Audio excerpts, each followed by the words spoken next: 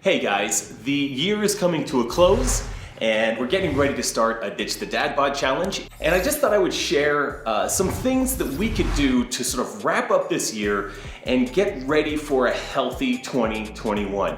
We know that one of our best defenses against COVID and chronic disease and all of the bad stuff that happens in our lives is actually being healthy and fit human beings. Health and fitness, of course, starts in the kitchen. So what I wanted to share with you today is a couple of things. One, about cleaning up your kitchen to make your life just a little bit easier with regards to eating healthy, as well as how to trick your brain into developing positive habits and letting go of bad habits. And these are all related and all twisted and tied up together. What I have most of my clients do when they first start working with me is what I like to call the Great Kitchen Cleanse. And it is literally like an audit of your kitchen, your pantry, your cupboards, your refrigerator, your freezer, your garage refrigerator, wherever you have stuff that you could consume. It's time to go through that and literally get rid of the things that don't need to be there. And I know this is hard. It's really hard. I have small kids and older kids, but not having snacks for them is just the worst. It's just the hardest. It is challenging with a family, it's challenging with kids to try to navigate that. I know that. But what we can do is at least get rid of the low-hanging fruit, the stuff that's in our pantry, and our refrigerator, and our freezer that we just shouldn't have there, except for maybe a very special occasion. For me specifically, I'll talk about the things that I can't have in my pantry or I can't have in my freezer, or I'm going to eat them. For me, I can't have Doritos around or bags of chips because I love snacking. I love snacking. And I gotta keep those away. I can't have a bunch of really easy to snag junk food and snacks. At 9 o'clock at night, I am not the most disciplined human being. So I literally need to remove the opportunity for me to make bad decisions at 9 o'clock at night. So not having Cheetos, not having junk food in the pantry is key for me. Another thing that I can't have, because I just don't have a lot of control around it, is ice cream. So I don't have ice cream in the freezer unless maybe it's a special occasion. From time to time, I do splurge and I'll have a bowl of ice cream with my kiddos because that's awesome and I love ice cream. But I will definitely try not to keep ice cream because I will revisit that freezer. The whole gist of the Great Kitchen Cleanse is to get rid of all of the things that become tempting to you at your weakness, or when you're tired, when you're hungry, when you're bored, when you don't have much time. Bag of chips, hit the road. We want to avoid all of that. So the Great Kitchen Cleanse, literally let's get rid of anything and everything that is sort of piled up in our pantry, our freezers or refrigerators that's no good for us, that we don't want to have. That, yeah, when we have self-control, it's fine to have that stuff around, but I don't even want that stuff around when I have self-control, because at 9 o'clock at night, I will get weak and I will be tempted and I will snack on some of those things. And this leads me to this second idea of habits and getting rid of bad habits and forming good habits. And one of the ways that we can get rid of bad habits or decrease the temptation of bad habits is to actually increase the friction it takes to acquire said habit. So for example, I was just sharing this on my Instagram feed the other day.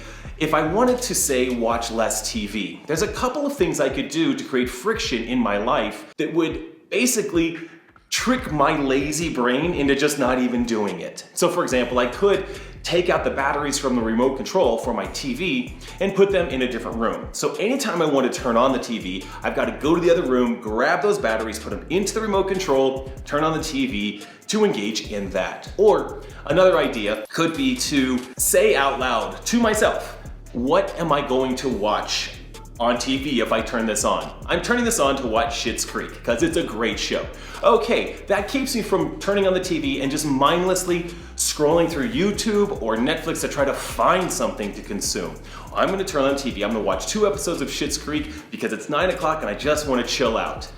And I really want a bag of chips and a bowl of ice cream, but I don't even have those in my house. Perfect, just gonna relax and watch 2 episodes of Schitt's Creek. Turn the TV off. Another thing you could do is unplug the TV. I'm not saying TV is a good or bad habit. I'm just saying this is an example. We can do the same thing by doing the Great Kitchen Cleanse with food that we shouldn't have. Some of my clients, and myself included, again, we get snacky late at night. So not having snacks in the house is a great way to increase the friction it would require for me to get a snack. If I want a bag of Doritos, I would have to get in the car and drive to the grocery store to buy that bag of Doritos. And there's no way I'm gonna do that at 9 or 10 o'clock at night. I'm just too lazy. So I'm actually taking advantage of my laziness to not engage in behaviors that I don't really want to engage in. Switching over to positive habits, I will often, when I'm preparing food, prepare a whole bunch of things at one time, thinking to myself, if I'm gonna make a mess in my kitchen, I'm gonna get as much done as possible while making this mess. I don't particularly love cooking unless it's something kind of special. I just feel like it's a task. So if I've got 6 chicken breasts on the grill and I'm waiting 7 minutes to flip my chicken breast, I might peel and slice up a bunch of carrots and celery and store those in containers that would be easy for me to grab those out of the fridge when I need a snack. A celery snack, man, if you want to have a celery snack, do that all day, any day of the week. It is not a snack to turn down. Go for it. Have as much celery as you want in your life. I've got a mess in my kitchen, the chicken is cooking, I've got knives and cutting boards out. I'm gonna cut some stuff up and make it really easy for me to grab healthy snacks when I do get snacky, or to grab ingredients that I want to throw in with a particular meal. I love making easy habits really frictionless. That's why I do shop at Costco from time to time. Huge store. I grab frozen broccoli. I always have multiple bags of frozen broccoli in my freezer because it's something I love to add to meals. It is the big green chunk of food that I can put on my plate. Frozen broccoli, organic broccoli, just as good as fresh broccoli, and having that always in my freezer makes it super easy to add to my plate.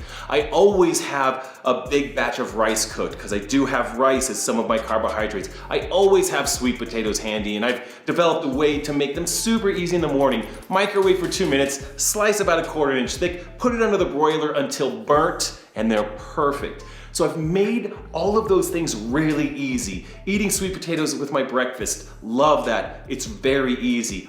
Having egg whites, again, cartons of egg whites from Costco to add to a couple of my full eggs makes my life really easy. So anytime that I can create shortcuts for easy and positive habits and create roadblocks for those bad habits, I will do that because my brain is just lazy.